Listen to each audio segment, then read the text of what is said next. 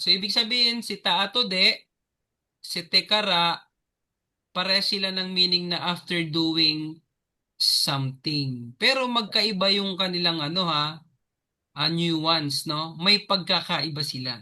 Nakasulat dito, I wash plates after it. So si tekara, pag ginamit natin dito, tabe tekara, usara o araymas. Parang, Okay, so si tekara kasi more on conversational talaga na gamit ito, no? Casual siya eh.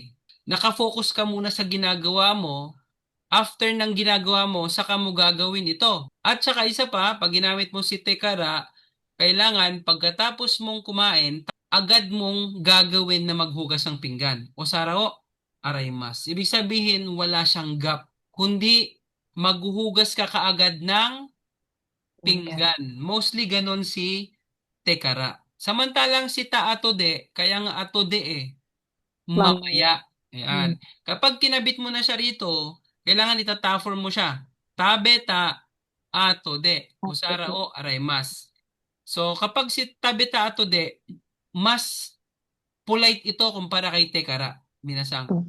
Samantalang si ta ato de, nakapokus siya sa finish na. After eating, pagkatapos ng kumain, nakapokus siya doon, mamaya-maya or may gap siya, minasang. Maghuhugas ka ng pinggan. O ganun ha. Tekara, agad mong gagawin, daily conversational or casual siya. Si taato de, mamaya-maya mo siya gagawin. May gap siya, minasang.